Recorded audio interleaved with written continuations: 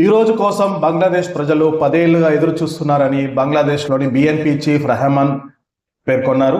బంగ్లాదేశ్లో సార్వత్రిక ఎన్నికలు ఓటు హక్కును వినియోగించుకున్న బీఎన్పీ చీఫ్ రెహమాన్ బంగ్లాదేశ్లో సార్వత్రిక ఎన్నికల పోలింగ్ వేళ తదుపరి ప్రధాని అయ్యే అవకాశం ఉందని భావిస్తున్న బీఎన్పీ చైర్మన్ మాజీ ప్రధాని ఖలీదా జియా కుమారుడు తారిక్ రెహమాన్ ఢాకాలో ఓటు వేశారు.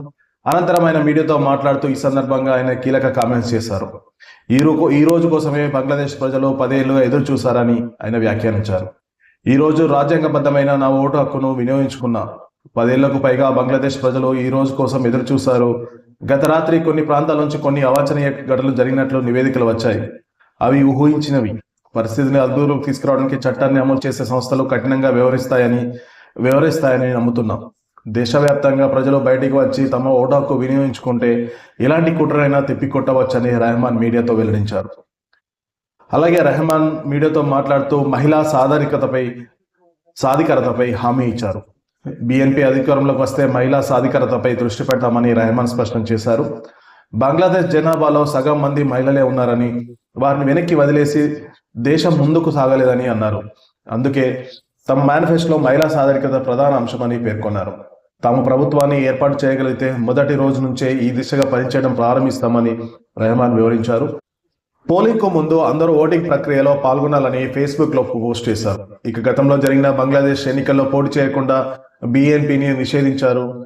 ఓటు వేసిన యూనస్ షఫీకా రెహమాన్ బీఎన్పీ ప్రధాన ప్రత్యర్థిగా పోటీ చేస్తున్న జమాత్-ఏ-ఇస్లాం పార్టీ అధినేత షఫీకా రెహమాన్ కూడా ఢాకాలోని మోనీపురా హైస్కూల్ పోలింగ్ కేంద్రంలో ఓటు వేశారు.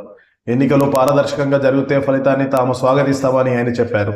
ఇక బంగ్లాదేశ్ తాత్కాలిక ప్రధాని సలహాదారు యూనస్ కూడా తన ఓటు హక్కును వినియోగించుకున్నారు. ఢాకాలోని గుల్షాన్ మోడల్ స్కూల్ అండ్ కాలేజ్లో పోలింగ్ కేంద్రంలో ఓటు వేశారు.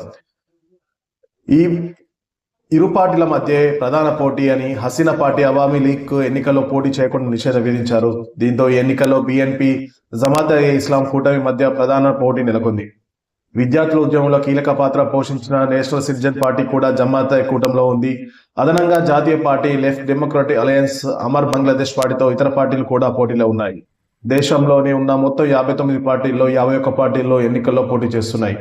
2024 ఆగస్టు విద్యార్థుల ఉద్యమం కారణంగా షేక్ హసీనా ప్రభుత్వం కూలిపోయిన తర్వాత జరుగుతున్న మొదటి ఎన్నికలు ఇవి.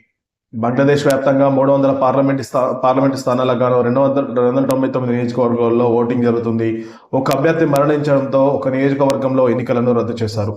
మొత్తం 1981 మంది అభ్యర్థులు బరిలో నిలిచారు. వీరిలో 249 మంది స్వతంత్ర అభ్యర్థులు ఉన్నారు. మొత్తం 12,70,00,000 మంది ఓటర్లలో 3.5% మంది తొలిసారి ఓటు వేస్తున్నారు. దాదాపు 10 లక్షల బలాలను మోహరించారు. గురువారం ఉదయం 7:30 గంటలకు ప్రారంభమైన పోలింగ్ సాయంత్రం 4:30 గంటలకు ముగియనుంది. పోలింగ్ ముగిసిన వెంటనే ఓట్ల లెక్కింపు కూడా చేపట్టే అవకాశం ఉంది. ఈ ఎన్నికలతో పాటు 84 అంశాలతో కూడిన సంస్కరణల ప్యాకేజీ పైన ప్రజాభిప్రాయ సేకరణ నిర్వహిస్తున్నారు అధికారులు.